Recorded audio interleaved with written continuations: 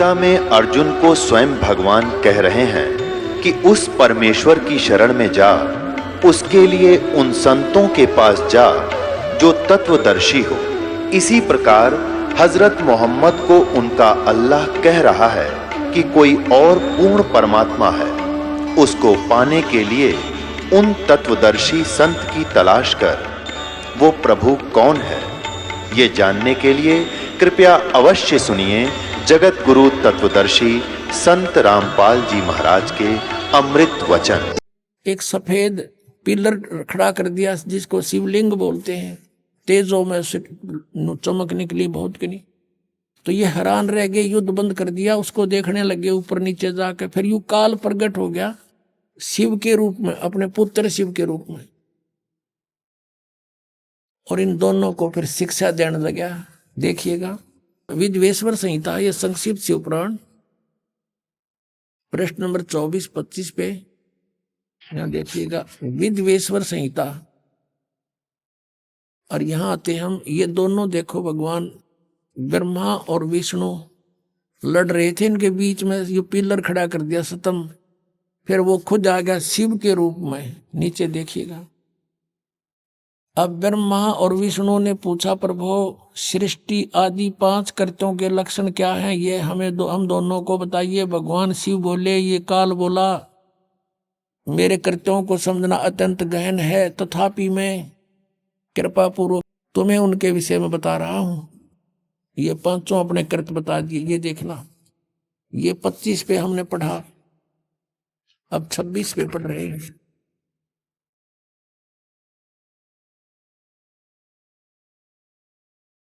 पुत्रों, अब ये काल कहता है ब्रह्मा और विष्णु जी को, पुत्रों तुम दोनों ने तपस्या करके प्रसन्न हुए मुझ परमेश्वर से सृष्टि और सतीथि नामक 2 कृत्य प्राप्त किए हैं।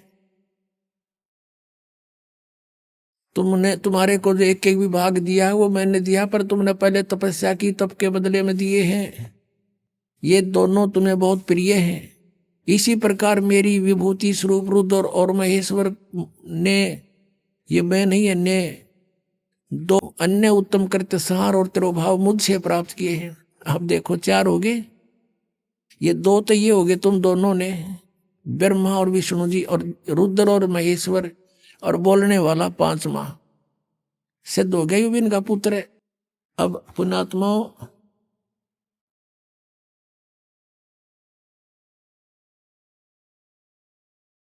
ये ज्ञान परमेश्वर ने 600 वर्ष पहले कहा था धर्मदास जी को, और धर्मदास जी से कहा था तू अभी डंडोरा ना पीटिए इसका, आन देश में फिर इन सब की जो ना गांठ बांध देंगे। अभी तो ये हमने मूर्ख समझ रहे हैं, जनता हमारे बच्चों को मुझसे दूर किए बैठे हैं, बिजली पीढ़ी आओगी जब देखेंगे इन्हें। अब सब अक्का बक्का रह गए, अब इनके पास कोई जवाब नहीं। जनता इनसे प्रश्न करती है कि तुम कहाँ सोया करते, मैं ऋषि हो, ये तुमने बैठा बैठा दिया, सारे समाज में भूत बना दिए, शास्त्र विरुद्ध ज्ञान सुना दिया। अब इनके बीड़ी धरती हो, पृथ्वी होगी, इनको मुश्किल माचेगी। सारे पंथाड़ा ने देख लिए। अब ये टीवी पर चलता है, पुस्तक भेज रहे हैं बड़ा बना करके, इसको पढ़कर समझदार बुद्धिमान समाज आज कोई बालक नहीं है। गॉड गिवन माइंड आज के बच्चों में। अभी इन्हें पता ही ना था, कोई विकल्प नहीं था, कोई तुलना करने का कोई तरीका किसी ने बताया नहीं, किसे तुलना करें किसके ज्ञान की। आज ये कंसेप्ट क्लियर करके धर दिया, माप के देख लिए सबने। ये ISI मार्क है जो दास ज्ञान देता है, सब सदग्रंथों में प्रमाणित है। अब वो पूछ रहे हैं उन गुरुओं से, उनको मुश्किल माच रही है, और बुद्धिमान लोग भाग भाग करा रहे हैं। कबीर परमात्मा कहते हैं कि डूबे थे पर उबरे, गुरु के ज्ञान चमक, और बेरा देखा दरदरा उतर चले फड़क। कबीर परमात्मा हमें समझाना चाहते हैं, इन मूर्ख गुरु के पीछे लाग रहे हो, और जब सतगुरु का ज्ञान सुना देखा है तो डूबोएगा हमने। कि पहले बेड़े हुआ करते, नौका के स्थान पर फ्लोटिंग जो है ना, एक फ्लोटिंग बना लिया करते, पूरा लंबा चौड़ा लकड़ी इसका सूखा, और उसको ऊपर फूस फास के ऊपर डाल लेते थे लकड़ ऊंचे ऊंचे, तो वो बेड़ा बोला करते, बेड़ा। और उस बेड़े के ऊपर बैठ के पार करा करते दरिया को, बहुत पुराने समय का वो है। तो कहते हैं, परमात्मा कहते हैं कि जब तुम्हें संत मिल जावे, सच्चा गुरु, तो इस तरह जंप लगा जाना उस डूबने वाले बेड़े तय, भाग लेना। कैसे कि डूबे थे पर उबरे, गुरु के ज्ञान चमक, गुरु के ज्ञान को देखकर ऐसे चमक गए नो, एकदम चौकस हो गए, चौकन्ने हुए कि किसी ने बता दे नो, देख डूबेगा, ये टूटा पड़ा बेड़ा तुम्हारा, आ जाइए, ये बिल्कुल ठीक है, इस पर आ जाओ फटाफट। तो कहते हैं, देख के अपने बेड़े को, टूटे हुए को, एकदम फड़क के कूद गए दूसरे पे, एक सेकंड की भी विचार नहीं करे, डूबे इस पर। तो क्या बताते हैं कि जब तुम्हें ये ज्ञान होगा कि जो ज्ञान तुम्हें प्राप्त है वो डुबोने वाला है, तो ऐसे वहां से तुरंत भागना पड़ेगा, जैसे एकदम जंप लगा कर जान बचाने वाली बात होती है। तो कबीर परमात्मा कहते हैं, बेरा देखा डूबे थे पर उबरे, गुरु के ज्ञान चमक, चमक माने नो चौकस हो गए, एकदम चमक का पड़ा करें। और भेड़ा देखा जरजरा, यानी टूटा फूटा, तो नाश डुबोएगा। तो उत्तर चले फड़क, फड़क का जैसे कोई पशु के पास में जाकर हॉर्न बजा दे, वो एकदम फड़क कर भाग गया करे। कहते नो फड़क के कूद गए दूसरे बेड़े पे, यानी ऐसे गुरु को बदल लेना चाहिए। उस नकली गुरुओं को इस तरह तुरंत त्याग देना पड़ेगा आपको, जान बचाने के लिए। अब आपको दिखा दिया, ये कहीं ब्रह्मा विष्णु महेश के कोई माता पिता नहीं, और इनके इतिहास में, इनकी जीवनी में लिखा है इनके माता पिता हैं। और जो ये पांचवा कौन है, ये ब्रह्म है, यही गीता का ज्ञान दे रहा है। देखिएगा फिर शिव पुराण, ये वही शिव पुराण है, गीता प्रेस गोरखपुर से प्रकाशित। अब हम उसको पढ़ रहे हैं, 26 पृष्ठ पे आप पढ़ रहे हो, विद्वेश्वर संहिता। अब हम यहां आगे थे पढ़ते पढ़ते कि पुत्रों, तुम दोनों ने तपस्या करके प्रसन्न हुए मुझ परमेश्वर से सृष्टि और सतीथि नामक 2 कृत प्राप्त किए हैं। ये दोनों तुम्हें बहुत प्रिय हैं। इसी प्रकार मेरी विभूति स्वरूप, मेरे स्वरूप में ये मेरे जैसे शरीर वाले रुद्र और महेश में भी ने भी 2 उत्तम कृत संहार और प्रभाव मुझ से प्राप्त किए हैं। तो इसका मतलब हो गया, ये पांचवा कौन है, ये ब्रह्म है, काल है, काल रूपी ब्रह्म है। यहाँ ये क्या कहता है कि मैंने पूर्व काल में अपने स्वरूप भूत मंत्र का उपदेश किया है, जो ओंकार के रूप में प्रसिद्ध है। वही महामंगलकारी मंत्र है। सबसे पहले मेरे मुख से ओंकार, ओम प्रकट हुआ, जो मेरे स्वरूप का बोध कराने वाला है। ओंकार वाचक है, मैं वाच्य हूं। यह मंत्र मेरा स्वरूप ही है। प्रतिदिन ओंकार का निरंतर स्मरण करने से मेरा ही सदा सिमरण होता है। तो ओम का जाप ब्रह्म का है, काल का है। मेरे उत्तरवर्ती मुख से अकार का, पश्चिम मुख से उकार का, दक्षिण मुख से मकार का, पूर्ववर्ती मुख से बिंदु का तथा मध्यवर्ती मुख से नाद का प्राकट्य हुआ है। यानी 5 अवय हैं इसमें, अकार, उकार और मकार और बिंदु और नाद। इन 5 से मिलकर ये ओम बना है। प्रणव, प्रणव बोलते हैं इसके, प्रणव। इस प्रकार 5 अवयों से, 5 अंगों से युक्त ओंकार का विस्तार हुआ। इन सभी अवयों से एकीभूत होकर यह प्रणव ओम नामक एक अक्षर हो गया। ओम इति एकाक्षरम ब्रह्म विहारण मामनुसमरण यह प्रयाति तदन्देहम स याति परमाम गतिम। गीता जी के अध्याय नंबर 8 के श्लोक 13 में गीता का ज्ञान ये ब्रह्म ही दे रहा है, इति सिद्धम। वो कह रहा मेरा एक ओम अक्षर है, नथिंग एल्स। और यहाँ जो इन्होंने नकलियान बना रखा है ना, ओम नमः शिवाय, ये 5 अक्षर का मंत्र है। ये ओम नमः शिवाय कोई मंत्र नहीं है मूल पाठ में। ये अनुवाद करता कि अपनी अड़ंगा अड़ाया हुआ है, इसलिए ये गोट लिया ओम नमः शिवाय, ओम नमः शिवाय। अरे तो सीधा ओम मंत्र बता रहा क्या, नथिंग एल्स।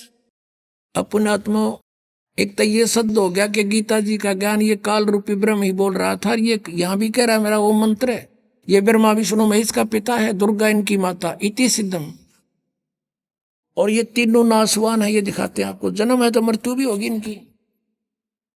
श्री देवी पुराण देखिए, देवी गीता प्रेस गोरखपुर से प्रकाशित। संपादक है हनुमान प्रसाद पोदार चिमनलाल गोस्वामी। ये गीता प्रेस गोरखपुर से प्रकाशित है। अब देखिएगा इसके 123 पृष्ठ पे तीसरा स्कंद। अब भगवान विष्णु अपनी माता दुर्गा की स्तुति करते हुए बोले, तुम शुद्ध स्वरूपा हो, ये सारा संसार तुम्ही से उद्भासित हो रहा है। मैं ब्रह्मा और शंकर हम सभी तुम्हारी कृपा से विद्यमान हैं। हमारा आविर्भाव यानी जन्म और तिरोभाव माने मृत्यु हुआ करता है। हमारा तो जन्म और मृत्यु होता है, केवल तुम ही नित्य हो, जगत जननी हो, प्रकृति और सनातनी देवी हो। भगवान शंकर बोले, देवी यदि माँ भाग विष्णु तुम्ही से प्रकट हुए हैं तो उनके बाद उत्पन्न होने वाले ब्रह्मा भी तुम्हारे ही बालक हुए। फिर तमोगुणी लीला करने वाला शंकर क्या तुम्हारी संतान नहीं हुआ? अर्थात मेरी भी माँ तुम ही हो, अर्थात मुझे भी जन्म देने वाली उत्पन्न करने वाली तुम ही हो। शिवे संपूर्ण संसार की सृष्टि करने में तुम बड़ी चतुर हो। इस संसार की सृष्टि सतिथि और संहार में तुम्हारे गुण सदा समर्थ हैं। उन्हीं तीनों गुणों से उत्पन्न हम ब्रह्मा विष्णु एवं शंकर नियमानुसार कार्य में तत्पर रहते हैं। अब इस पवित्र पुराणों ने ये स्पष्ट कर दिया, पवित्र देवी पुराण ने 5 कंसेप्ट क्लियर कर दिए इसमें। एक तो ये कर दिया कि ब्रह्मा विष्णु महेश का जन्म मृत्यु होता है, ये नाशवान है। दूसरा ये कर दिया कि प्रकृति दुर्गा है, प्रकृति दुर्गा को कहते हैं। और तीसरा ये कर दिया कि ये रजगुण ब्रह्मा है, सतगुण विष्णु और चौथा तमगुण शिव जी। और तीसरा ये कर दिया, चौथा ये कर दिया कि ये इनकी माता है दुर्गा और ब्रह्मा विष्णु महेश की यह दुर्गा माता है। और पांचवा ये कर दिया कि रजगुण ब्रह्मा है, सतगुण विष्णु तमगुण शिव जी। चौथा और पांचवा कर दिया कि ये केवल नियमित कार्य ही कर सकते हैं, यानी किसी के कर्म में ये परिवर्तन नहीं कर सकते। आपका जैसा कर्म है वैसा ही दे सकते हैं। आपके भाग में दुख है तो ये कोई परिवर्तन नहीं कर पाएंगे। केवल पूर्ण परमात्मा कबीर परमेश्वर आपके प्रारब्ध के पाप को काट कर आपको सुख दे सकता है। उसके हाथ में कलम है, वो सर्वशक्तिमान है। अन्य ना ब्रह्म कर सकता ना परब्रह्म कर सकता, केवल पूर्ण ब्रह्म कर सकता है वो सत्पुरुष है। अब यहां आपको दिखाते हैं, ये विष्णु जी स्वीकार करते हैं कि मैं छोटा सा बालक था, तब मुझे माँ के आपके दर्शन हुए थे, आप मुझे पालने पर झुला रही थी। देखिएगा ये वही तीसरा स्कंद है, पृष्ठ 120 पर पढ़ रहे हैं, पहले 123 पे पढ़ा था। संक्षिप्त देवीपुरा भागवत। अब विष्णु जी कह रहे हैं ये वे ही दिवांगना हैं, ये वही देवी हैं जिनके प्रलय वर्ण में, यानी जब जल ही जल था, सारा पानी ही पानी था, मुझे दर्शन हुए थे। उस समय मैं बालक रूप में था। विष्णु जी बता रहे हैं मेरा याद आ गया, माँ देखी थी मैंने कभी, और मुझे पालने में झुला रही थी।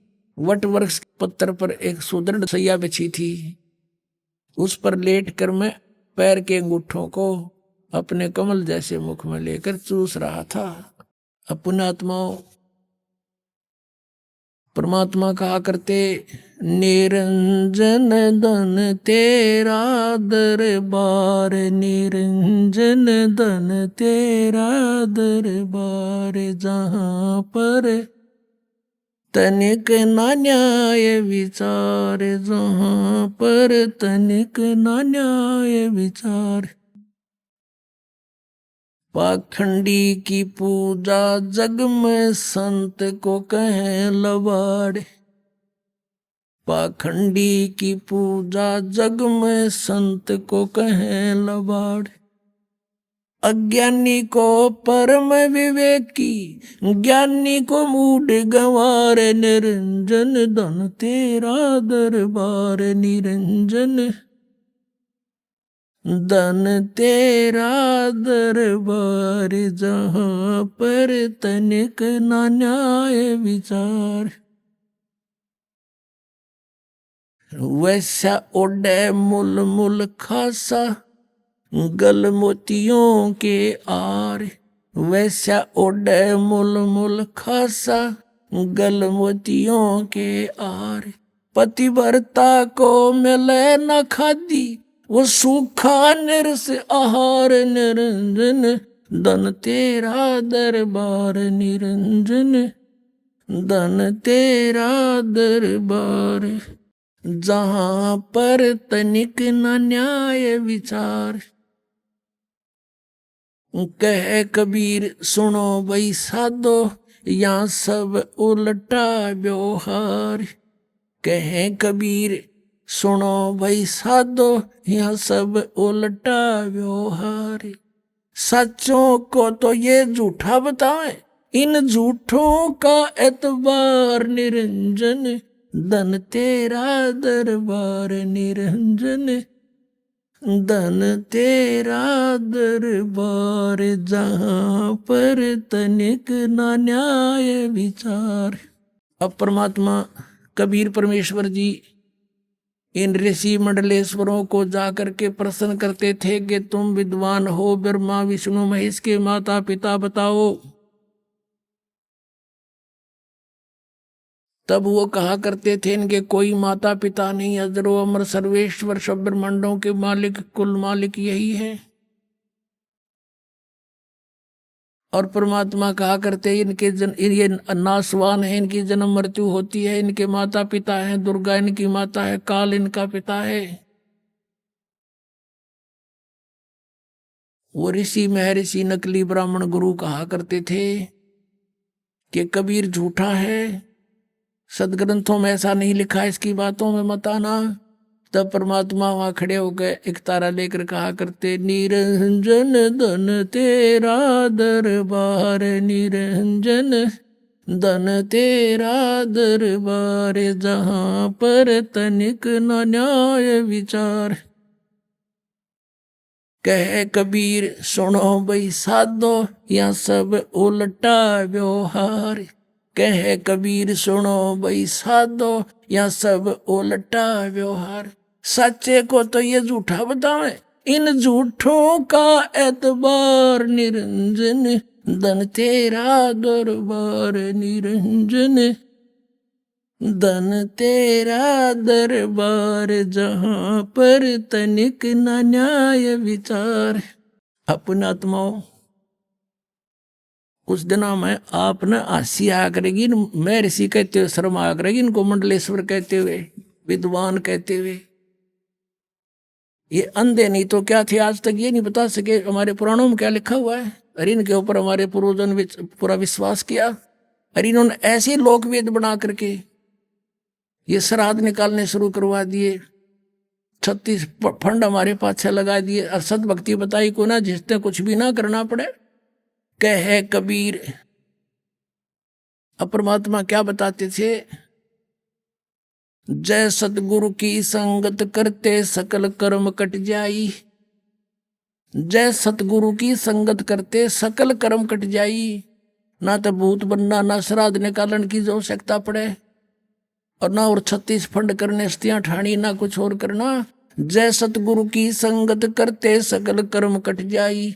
अमरपुरी पर आसन होते जहां धूप ना छाई। उस अमरपुरी पर आसन होते सतलोक में चले जाते। अपनात्मा परमात्मा ने अपनी अमृतवाणी में एक शब्द और कहा है, गुण तीनों की भक्ति में ये भूल पड़ो संसार। कहे कबीर निज नाम बिना कैसी उतरो पार।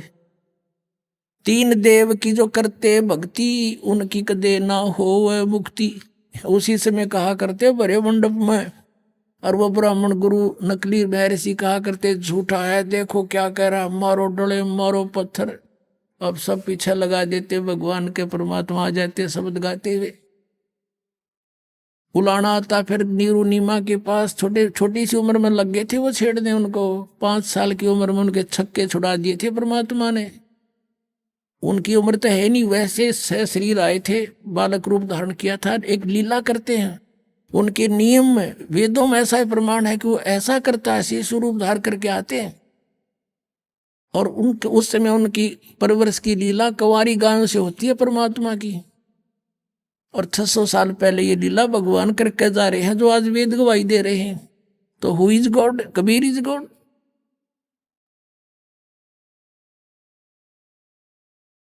पुण्यात्माओं, आपका सौभाग्य है कि आपको इस बिचली पीढ़ी के समय मनुष्य जीवन प्राप्त है।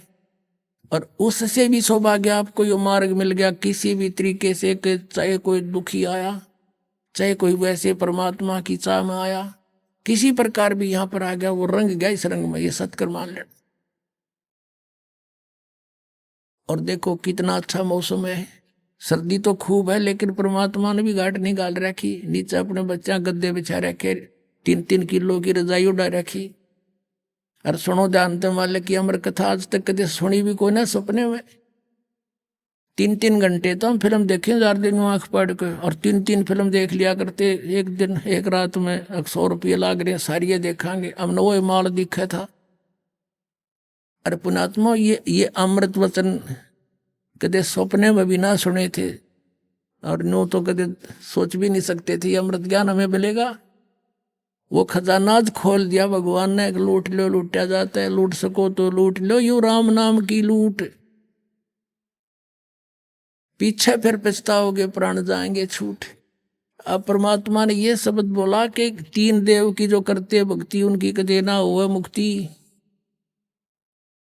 गुण तीनों की भक्ति में ये भूल पड़ो संसार, कह कबीर निज नाम बिना कैसे उतरे पार। परमात्मा को अशिक्षित कहा करते थे, और सब वेदों और पुराणों का निष्कर्ष अपने अमृतवाणी में उन्होंने लिखा हुआ है। 3 गुण की भक्ति, रजगुण ब्रह्मा, सदगुण विष्णु, तम गुण शिव जी। अब ये बात सीधी समझ में ना आवे, इन पुराणों से आएगी, आपको दिखाते हैं।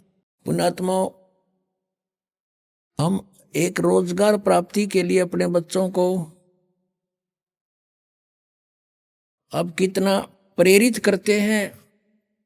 कॉलेज या स्कूल में जाते हैं, वहाँ भी 8 घंटे 6 घंटे पढ़ कर आते हैं। आते ही फिर कहते ट्यूशन पर जाओ बेटा बेटी, और वो फिर ट्यूशन पर जाते हैं। फिर कहते होमवर्क करो अपना बैठकर। तब कितना 2 रोटी का साधन बनता है 12 वर्ष पढ़कर। और हमने वो कल्याण करवाना, परमात्मा पाना, उसके लिए समय निकालना पड़ेगा आप जी को। और वही निकालेंगे जो इस बात से परिचित हो जाएंगे।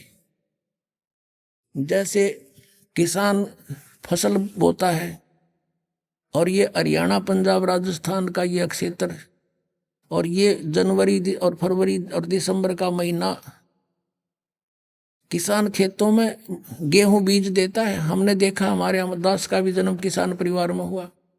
वहाँ देखा करते थे, हम बालक से थे, हम तो रजाई भी ओढ़ लेते और ऊपर खेस भी डाल लेते जब हमारे पिताजी निकल कर जाते थे खेतों में। रात्रि के समय खेतों में नहर का जल, सिंचाई के लिए जल देने के लिए, उस समय शीत लहर चलती, छोटी छोटी कभी फुहार भी आ जाती, लेकिन किसान वापस कदम नहीं हटाता। इतनी अंधेरी रात में कांटे भी लग जाते हैं, नमूनिया भी हो सकता है, कुछ भी हो सकता है, कोई हिंसक पशु भी सामने टकरा सकता है, लेकिन वो पीछे नहीं हटते। वो उस सिंचाई को करके ही आते हैं रात्रि में। उनको पता है यदि आज चूक किया तो फिर 10-15 दिन में नहर का पानी उपलब्ध होगा और ये फसल सूख जाएगी, मेरे बालक भूखे मरेंगे, मैं भी भूखा मरूंगा। तो वो व्यक्ति इस काम को कर सकता है। इतने कठिन कार्य को आम व्यक्ति नहीं कर सकता, जिसको ज्ञान नहीं, जो परिचित नहीं उस प्रोसेस से। तो पुण्यात्माओं, इस प्रोसेस से जो परिचित हो जाएगा वो ये कठिन परिश्रम करेगा। ये कठिन नहीं है परमात्मा के पाने के लिए। तो देखा आपने, शेख फरीद ने उल्टे लटके तप करे राज त्यागे, और यहाँ तो रजाई ओढ़ के भगवान की कथाएं तो सुननी है, ये कठिन परिश्रम किए है। तो इसलिए आप जी को इतना ये दास चाहता है, इतना तैयार कर दूं, आप उल्टे नहीं हटो, इस आप करके छोड़ो इस काम को, इस जीवन का लक्ष्य पूरा करो। इसलिए ये ज्ञान आपके अंदर फीड किया जाता है। ये ज्ञान आपको टेकन नहीं देगा, फिर देख लेना।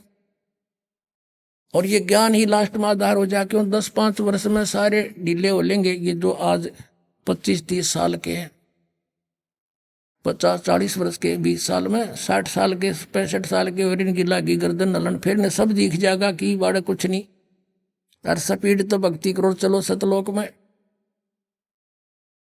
और वैसे ज्ञान होने के बाद बच्चे बचपन से ही ज्यादा, छोटी आयु के ज्यादा लगन लगाते हैं। तो अब सभी के लिए एक सुअवसर खुल गया है। बालक भी भक्ति कर सकते हैं, युवा भी कर सकते हैं, और बुजुर्गान दस कति अपना स्थान निकट दिखाई देगा अब कि ठीक है बच्चे, जो काम था हमारा अपना पूरा हुआ, लेकिन ये भी तो काम आवश्यक रह गया। जो जरूरी था उसका एरियर निकालना, बुढ़ा ने और तगड़े होकर करनी भक्ति।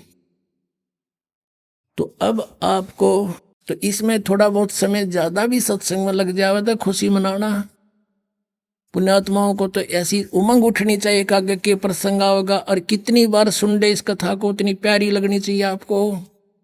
जैसे स्वस्थ व्यक्ति सुबह भी खाना खाता है, शाम को भी खाता है, उतना ही स्वादिष्ट लगता है। और ये जो अस्वस्थ हो जाता है उसको फिर शाम को रुचि नहीं बनती, तो समझो बीमार हो लिया। तो इसी प्रकार ये आत्मा जब जिनकी पाप कर्मों का, ज्ञान का बुखार जिनका जबर हट गया, तो उनको भूख लगी रहती है। किसी दिन भी सुबह भी सत्संग उतना ही प्यारा लगना चाहिए, शाम को भी उतना ही प्यारा लगता है, तो आप स्वस्थ हो। अन्यथा आपके ऊपर फिर से कोई पाप कर्म का दबाव बन गया है। तो जैसे बुखार युक्त व्यक्ति को, जबर युक्त व्यक्ति को भूख नहीं लगती, मीठी रोटी भी कड़वी लगती है, किस्मस भी कड़वी लगती है, मनुखा दाख सेब संतरे भी कड़वे लगते हैं। तो उसका ट्रीटमेंट क्या है? कड़वी कैप्सूल खाने पड़ेंगे। मलेरिया हो गया किसी को तो कड़वी गोली खानी पड़ेगी, फांके मारने पड़ेंगे, ना चाहते हुए भी खानी पड़ेगी, तब वो रोग उसी से कटेगा। फिर देखना वो रोटी स्वाद लगेगी। ऐसे ही ये सत्संग के वचन वो कुनीन भी साथ ही काम करते हैं। किसी को अरुचि होती है तो भी समझ लेना कि वो गड़बड़ है आज, तो इसको रुचि और रुचि से सुनना चाहिए, ना चाहते हुए भी सुनते ही रहना चाहिए। कुछ देर में अपने आप एकदम आपके अंदर रुचि जागृत होगी। अब आपको दिखाते हैं तीनों देव की जो करते भक्ति, उनकी कदे ना होवे मुक्ति। 600 वर्ष पहले भगवान कह के गए कबीर जी, और आज हमारी गीता जी बता रही है ये कि इन तीनों देवताओं की भक्ति किस टाइप के आदमी करते हैं। देखो पहले ये सिद्ध करते हैं गुण किसे कहते हैं। मार्कंडेय पुराण है, संक्षिप्त मार्कंडेय पुराण, गीता प्रेस गोरखपुर से प्रकाशित है। इसके भी 123 पृष्ठ पर आपको दिखाते हैं।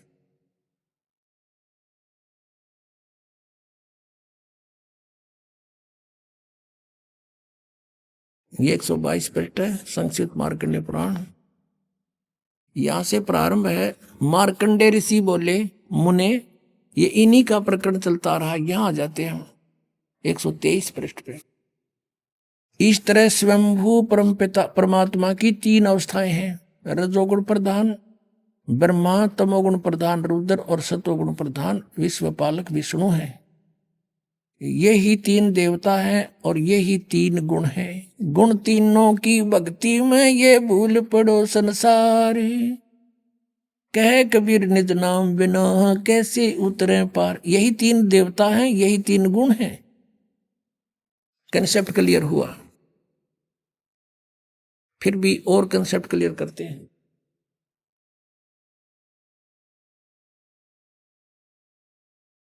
एक संस्कृत सहित है श्रीमद देवी भागवत, अथ देवी भागवतम सभाष्टिकम सहमात्यम, खेमरा श्री कृष्ण दास प्रकाशन बंबई।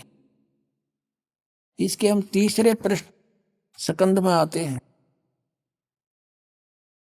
अथ श्रीमद देवी भागवते भाषा टीका युक्ते तृतीय स्कंद प्रारंभते।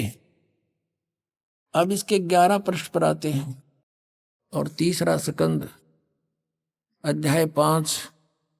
यहां देखना, ये 7वां श्लोक समाप्त हुआ, 8वां प्रारंभ होता। हे माते, यदि हमारे ऊपर सदा आप दया युक्त हैं हो तो हमको तमोगुण में किस प्रकार प्रदान किया है, ब्रह्मा रजोगुण और हरि सतोगुण युक्त क्यों किए हैं।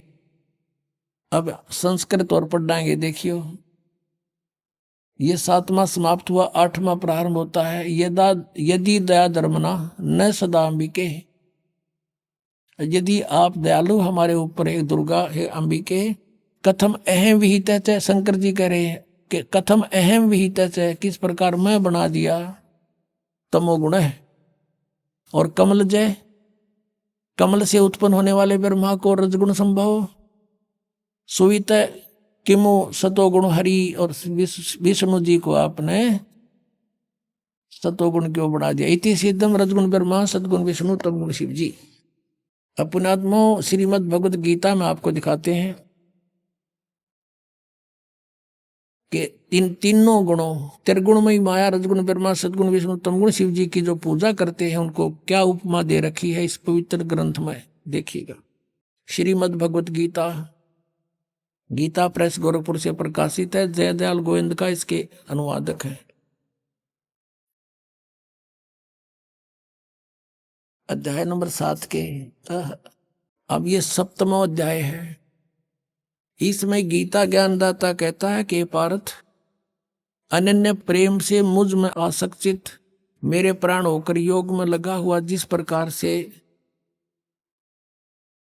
संपूर्ण विभूति बल ऐश्वर्य युक्त गुणों युक्त सबके आत्म रूप समग्र यानी पूर्ण रूप से मुझको संशय रहित जानेगा, उसको सुन। इतने सा ज्ञान सुना दूंगा जो तुम मुझे अच्छी तरह समझ जाए मैं क्या हूँ, मेरी क्या स्थिति है। अब दूसरे में क्या कहता है कि मैं तेरे लिए इस विज्ञान से तत्व ज्ञान को पूर्णतः कहूंगा, जिसको यू तत्व ज्ञान नहीं है, इस ज्ञान को सीधा ही जानकर संसार में फिर कुछ भी जानने योग्य शेष नहीं रह जाता। फिर देखो इसमें कहा है कि हजारों मनुष्यों में कोई एक मेरी प्राप्ति के लिए यत्न करता है, नहीं तो अन्य देवताओं की पूजा करते रहते हैं। यत्न करने वाले योगियों में भी कोई एक मुझको तत्व से यथा रूप से जानता है, यानी को एकादश जानता मुझको। और फिर देखो ये दोनों प्रकृति बताई है इसमें 7वें अध्याय के 4-5 में। पृथ्वी जल अग्नि वायु आकाश मन बुद्धि और अहंकार भी इस प्रकार ये 8 प्रकार से विभाजित ये मेरी प्रकृति है, ये जड़ प्रकृति है। और ये 8 भेद वाली तो अपरा अर्थात जो जड़ प्रकृति, ऊपर वाली जड़ प्रकृति है। और हे महाबाहो, इससे दूसरी जिससे यह संपूर्ण जगत धारण किया जाता है वह जीव रूपा वह है मेरी चेतन प्रकृति जान, ये दुर्गा है। दुर्गा एक भक्त बुजुर्ग सा था, 70 वर्ष की आयु का है, अब भी था कि वह भी भक्त है, लेकिन वो कहते हैं भगत तो बन जाते हैं, लेकिन गुरुजी के वचनों पर अविश्वास करता है तो भक्त नहीं। कारण क्या है कि हम उन संतों पर ऋषियों पर पहले विश्वास ब्लाइंड फेथ कर चुके हैं, जिनका ज्ञान आज एक आने का नहीं पाया इस परमात्मा की तत्व ज्ञान की रोशनी में। तो अब सभी वकील बन गए, इस दास को भी संशय की दृष्टि से देखते हैं। पुणात्मा ये अपना नोट कर लेना, किसी भी कोने में हृदय के में दास जो वचन बोलेगा उसने 100 बार तोड़ लियो, पक्के पाओगे। आपने भूल के भी ये नहीं सोचना चाहिए कि ऐसे कैसे यहाँ नहीं हो सकता, ऐसा नहीं हो सकता। आप बालक हो, यह आध्यात्मिक मार्ग है, इसको समझना आपके बस की बात नहीं। आप इतना ही समझो जैसा दास आपको समझाना अब चाहे, और आपके रूबरू कराता हूं और फिर भी संशय रहता तो आप अपनी बालक बुद्धि समझ लेना, दास के वचन पर अविश्वास ना करना। तो उस बुजुर्ग के अविश्वास हो गया, अपने आप में विद्वान पाक रहा। एक दिन मुझे लिख कर दे दिया कि आप झूठ बोलते हैं,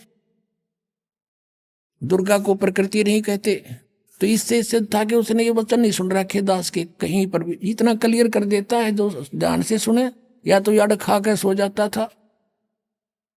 तो मैंने उससे फिर वो पूछा, मैं कहा भी आप बात करें, सुन मेरी, आपने मुझ पर विश्वास नहीं, विश्वास कैसे हो, ये कहीं नहीं लिख रखा।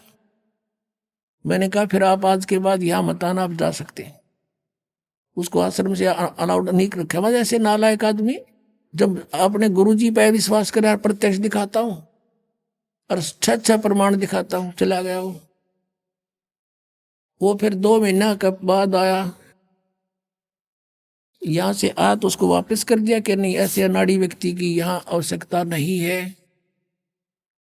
उसने फिर मुश्किल माचगी, समझ में आ गया, देखा सचमुच में तो गलती कर दी और भक्तों ने उसको प्रमाण दिए। कहाँ अंधे हो रहे हो तुम, फिर सत्संग क्या सुनते थे, तुम तो खा के सो जाता होगा फिर सत्संग में। फिर उसने देखा, फिर क्षमा याचना की, कहने लगे जी हम तो बालक हैं, बेशक मैं अपने आप में घना समझदार बुद्धिमान समझूं था और आपके वचन पक्के पाए। तो पुण्यात्मा हो, ये सत्कर मान लेना, दास जो बोलेगा सारी साची होंगी। तो अब ये कंसेप्ट हो गया क्लियर के प्रकृति दुर्गा को कहते हैं, शिव पुराण ने कति क्लियर कर दिया। बोलो सतगुरुदेव। परम पिता परमात्मा पूर्ण ब्रह्म, सारी सृष्टि के रचनहार कुल मालिक कबीर परमेश्वर जी की असीम कृपा से आज आप सत्संग सुनने के लिए उपस्थित हुए। पुण्यात्माओं, परमेश्वर ने स्वयं ही आकर के हमें ज्ञान बताया है और उस ज्ञान के बिना सब जो हमने सुना था वो पूरा ज्ञान था। कहते हैं भक्ति मुक्ति के दाता सतगुरु, भटकत प्राण फिरंदा, उस साहिब के हुक्म बिना नहीं तरवर पात हिलंदा। उस परमात्मा की असीम रजा आपके ऊपर हुई है। जब तक ये प्राणी परमेश्वर की शरण ग्रहण नहीं करता तब तक तो ये अपना प्रारब्ध ही भोग रहा होता है। शुभ कर्म करने की चेष्टा भी करता है तो विधि ठीक ना होने से वो यूजलेस होती है और अपना शेष जो संस्कार है वही पूरे कर रहा होता है। जिसमें पूर्ण परमात्मा की शरण में ये प्राणी आ जाता है, मर्यादावत चलता है, सतनाम का सिमरण करता है, गुरु जी के से प्राप्त उपदेश का विधिवत श्रवण करता है, फिर उसका सब कार्य परमात्मा से ही होता है। जैसे आप जी ने कोई पावर का कनेक्शन ले लिया, बिजली का, तो उसी के हिसाब से आपने सारे चेंज कर लिए। चक्की भी बिजली वाली ले ली, पशुओं का जो चारा काटने वाली मशीन भी बिजली से चलेगी, हैंडपंप भी बिजली से, और आटा पीसन की चक्की भी बिजली से। तो फिर आपका सारा कार्य पावर से ही हो रहा है। तो ऐसे ही जब आपको एक कनेक्शन मिल जाता है तो आपके सब क्रियाएं बदल जाती हैं। परमात्मा का कनेक्शन जब आपको प्राप्त हो जाता है, शरण मिल जाती है, तो आपके सभी कार्य उस परमात्मा की पावर से ही होते हैं। या कहते हैं भक्ति मुक्ति के दाता सतगुरु, भटकत प्राणी फिरंदा, उस साहिब के हुक्म बिना नहीं तरवर पात हिलंदा। उपदेश ग्रहण करके और फिर प्राणी भटकता है इधर उधर, मन को स्थिर नहीं करके कितना और जाता है, किसी संतों के पास जाता है या अन्य किसी और उपासना स्थल पर जैसे पहले भटका करते वहां जाता है। उसके लिए कहते हैं कि भक्ति और मुक्ति के सतगुरु ही दाता हैं, अन्य कोई नहीं है। और भटकत प्राण फिरंदा, उस साहिब के हुक्म बिना नहीं तरवर पात हिलंदा। अब जब हम सतगुरु शरण में आ जाते हैं तो हमारे सारे कार्य परमात्मा के आदेश से ही होते हैं। और बाकी जो परमात्मा की शरण में नहीं है उनका प्रारब्ध भी वो अपना भोग रहे हो, तो उसमें कोई परिवर्तन नहीं हो सकता। उस मालिक के हुक्म बिना उसमें भी कोई परिवर्तन नहीं हो सकता। तरवरपात यानी वृक्ष का पत्ता भी नहीं हिल सकता। अर्थात कोई भी कार्य उस परमात्मा के विधान के विपरीत नहीं हो सकता। अपने विधान को स्वयं ही चेंज कर सकता है, दूसरे पर पावर नहीं है। परमात्मा बताते हैं। आइए अब हम उन श्रद्धालुओं के अनुभव जानते हैं जो जगत गुरु तत्वदर्शी संत रामपाल जी महाराज जी से दीक्षा प्राप्त कर चुके हैं तथा उनके द्वारा बताए गए भक्ति मार्ग पर चल रहे हैं। नमस्कार सर। सत साहिब जी। सर क्या नाम है आपका? कृष्णलाल जी। सर कहाँ से आए हैं? जलंधर सिटी, पंजाब में। सर संत रामपाल जी महाराज से नाम दीक्षा आपने कब ली? 11 दिसंबर 2016। संत रामपाल जी महाराज से नाम दीक्षा लेने से पहले आप क्या भक्ति साधना करते थे?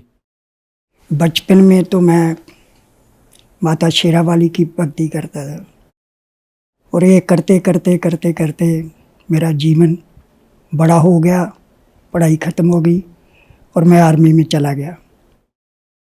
वहाँ भी मैं जाकर यही काम करता था और एक सज्जन ने मेरे से कहा कि भाई तुम ये क्या कर रहे हो? मैं कहा जी शेरावाली माँ की भक्ति करता। उन्होंने बोला भाई तेरा गुरु कौन है? मैंने बोला जी गुरु तो कोई नहीं है। कहता गुरु तो बिना कोई भी भक्ति करना बेकार है, आपने भक्ति करनी है पहले गुरु बनाओ। तो उस गुरु की तलाश में उन्हीं से मैंने पूछा कि गुरु कहाँ मिलेगा, कैसे मिलेगा? तो उन्होंने बताया कि मैं पंजाब में रहता हूँ, आप कहाँ रहते हो? मैं कभी मैं भी पंजाब में रहता हूँ। कहते हैं कि पंजाब से सबसे बड़ा इस टाइम में राधा स्वामी डेरा है, वहाँ आप गुरु बना सकते हो। तो 10 दिन की एमरजेंसी छुट्टी ली, राधा स्वामी डेरे गया और लाइन में लग गया। और जब मेरी बारी आई तो उन्होंने पूछा कि आपने कितने सत्संग पहले सुने हैं? तो मैंने जवाब दिया जी मैंने तो कोई सत्संग नहीं सुना। तो वहाँ से जवाब आया कि आप 5-6 महीने पहले सत्संग सुनो, उसके बाद में आपको नामदान मिलेगा। तो वापस आर्मी में चला गया और मन में ये आया कि अब गुरु तो नहीं मिलेगा, क्या किया जाए। सोचते सोचते एक दिन ऐसा मन में आया कि परमात्मा के बिना जीवन अधूरा है। अब परमात्मा की खोज में निकलने के लिए ये नौकरी छोड़नी पड़ेगी। फाइनल कर लिया, रिजाइन दे दिया, एक्सेप्ट नहीं हुआ। फिर दिया, नहीं एक्सेप्ट हुआ। तीसरी बार मेरा रिजाइन एक्सेप्ट हो गया और मैं घर चला गया।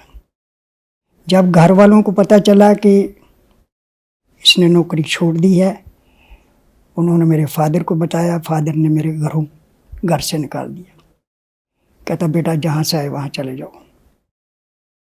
घर के निकलने के बाद मैं जलंधर आ गया। सेटल होने में थोड़ा टाइम लगा।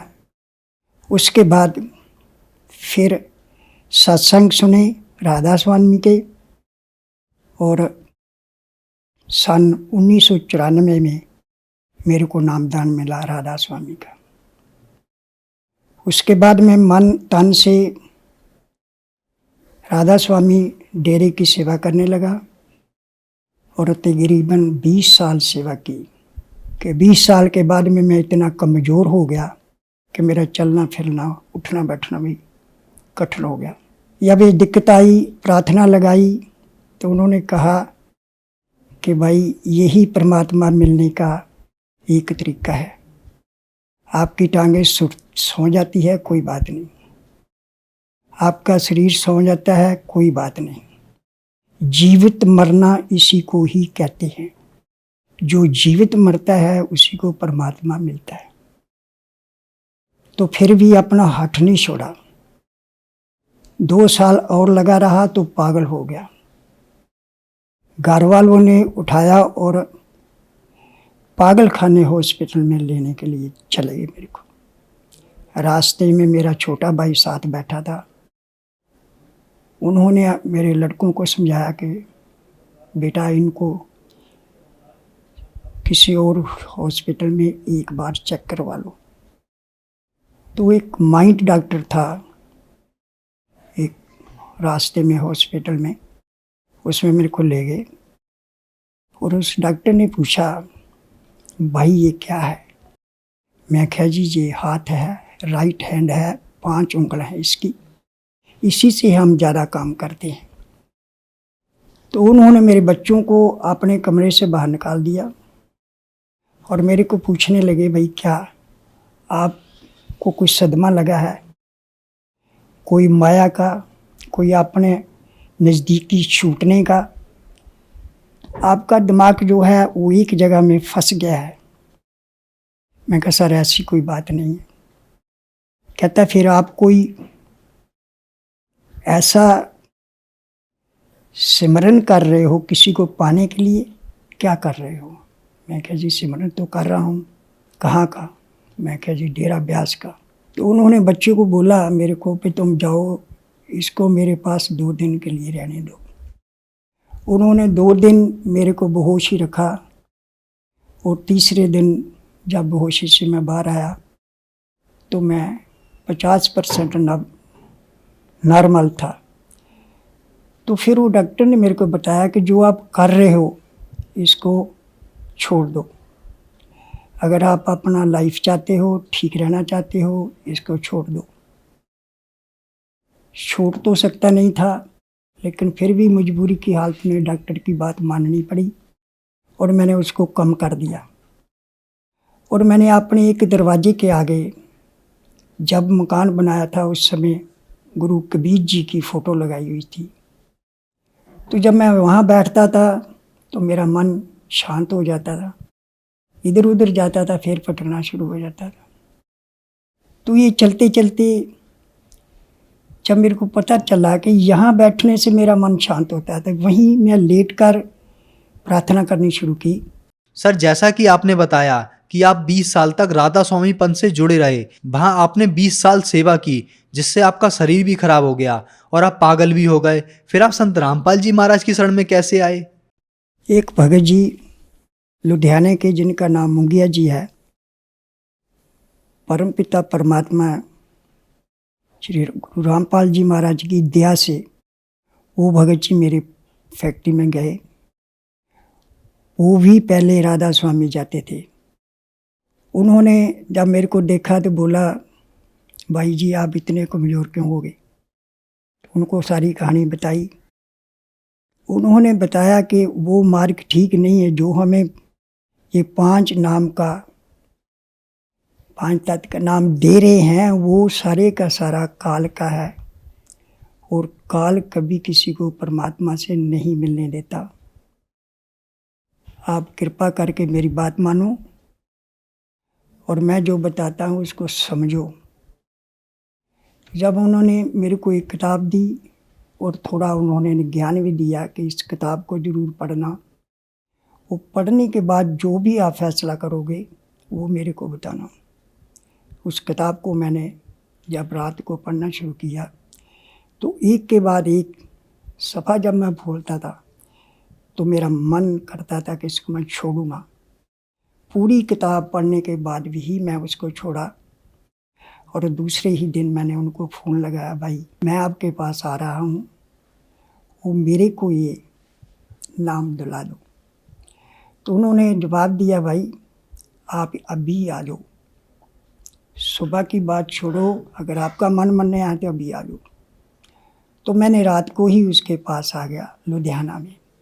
सुबह वो मेरे को लेकर इसी जगह में आए और यहीं से मेरे को प्रथम नामदान उन्होंने दिलाया। सर संत रामपाल जी महाराज से नाम दीक्षा लेने के बाद आपको क्या लाभ प्राप्त हुए? सबसे पहले तो जो मेरा शरीर कंडम हो चुका था, तुरना फिरना और सांस लेना इतना ज़्यादा मुश्किल हो चुकी थी कि मेरे लिए 20 कदम में भी तुरना मुश्किल था। गुरु जी परमपिता रामपाल जी गुरु जी ने मेरे को जदों नामदान प्रथम नाम मिला तो मेरे शरीर में ऐसे हुआ जैसे कोई बिजली सी चमक जाती है। धीरे धीरे जैसे जैसे मैं उस सिमरन को करता रहा, भूख थी, रात दिन उसको छोड़ा नहीं,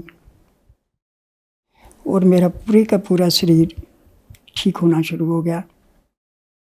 आज उनकी कृपा से मैं चल फिर सकता हूँ और हर कार्य इस संसार का कर रहा हूँ।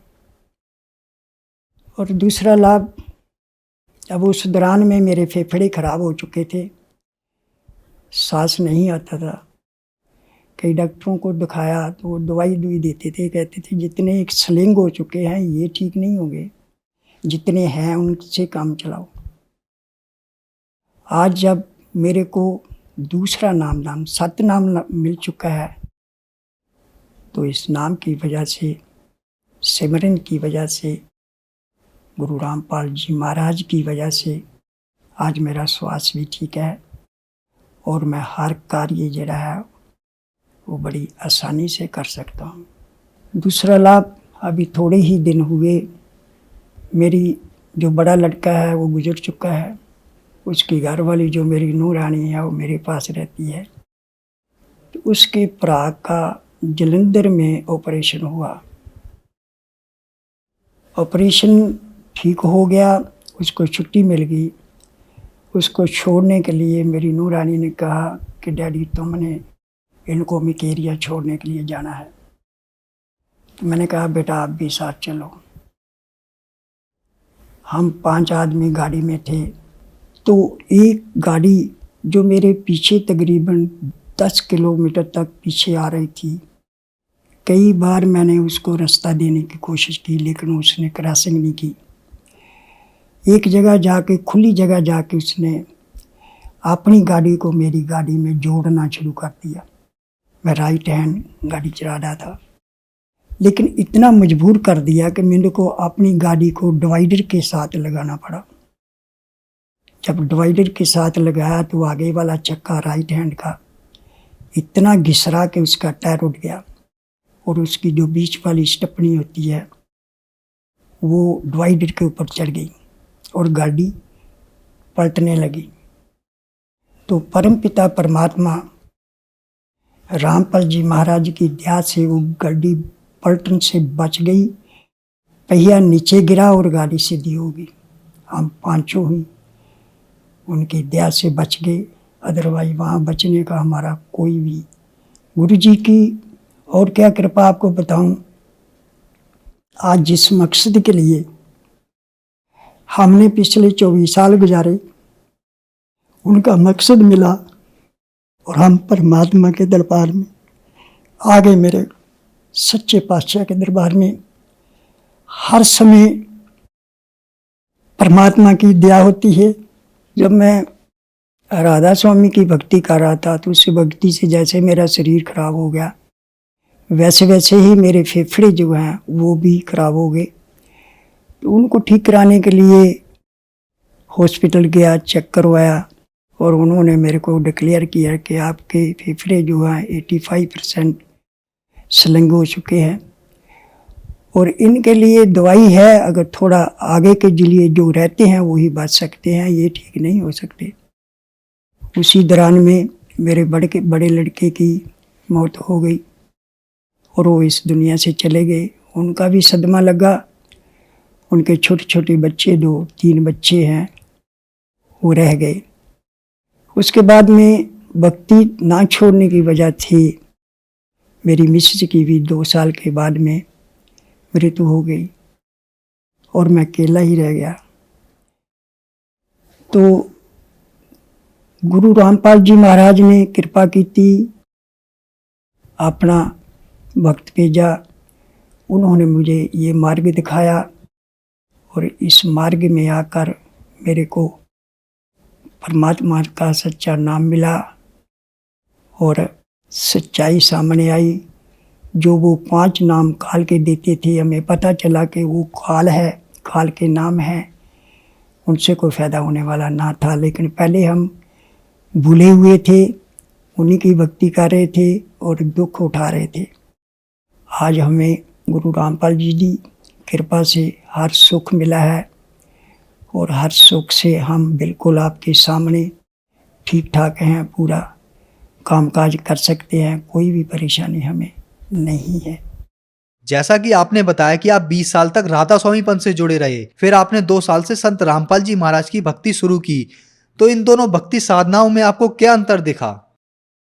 सर जैसे कि मैं बता बैठा कि वो 20 साल के बीच में जब भी उनसे प्रार्थना की जाती थी कि हमें परमात्मा का कुछ भी अनुभव नहीं हो रहा, तो वो एक ही बात बताते थे कि समय को और बढ़ा दो, जैसे 2 घंटे, 2.5 घंटे, 3 घंटे कर दो।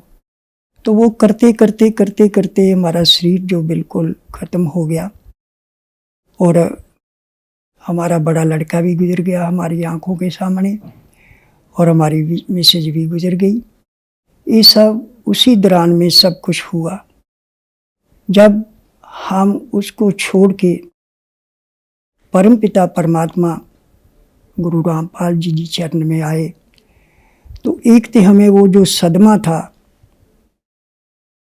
उससे हमें गुरु जी ने बाहर निकाला, क्योंकि सदमे में रहकर कोई भी भक्ति नहीं होती। तो गुरु जी ने पहले हमें उस सदमे से बाहर निकाला, फिर उन्होंने अपना सच्चा नामदान दिया। उस नामदान को पाकर हम आज धन्य हो गए। आपके सामने ये मेरा शरीर है, ये सारे कार्य इस संसार के भी कर सकता है। सर, जो श्रद्धालु आज आपको देख रहे हैं, खास करके उन लोगों के लिए जो राधा स्वामी पंथ से जुड़े हैं, उनको आप क्या संदेश देना चाहते हैं?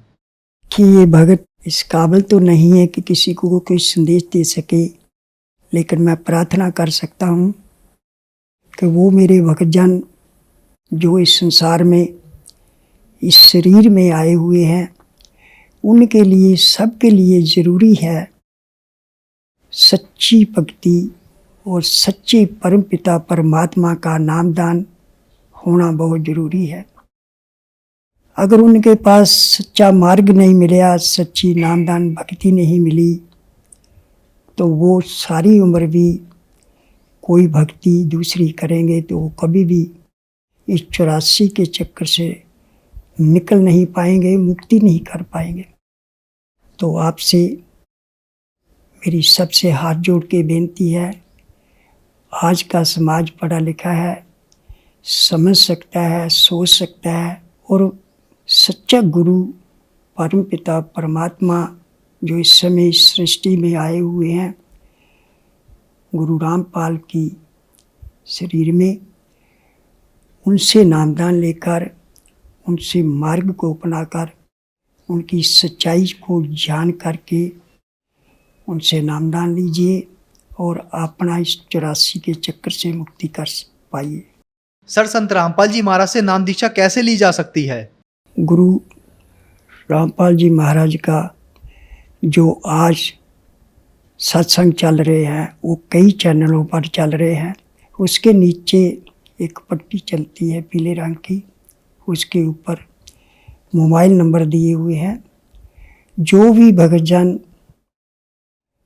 इस मार्ग माना चाहता है वो उस नंबर में फ़ोन लगाकर पूछ सकते हैं।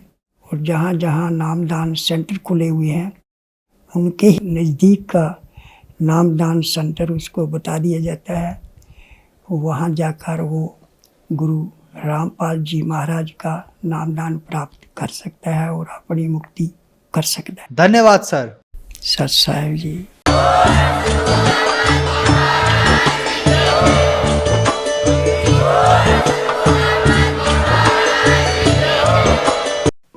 आप सुन रहे थे जगत गुरु तत्वदर्शी संत रामपाल जी महाराज के मंगल प्रवचन। अधिक जानकारी के लिए संपर्क करें।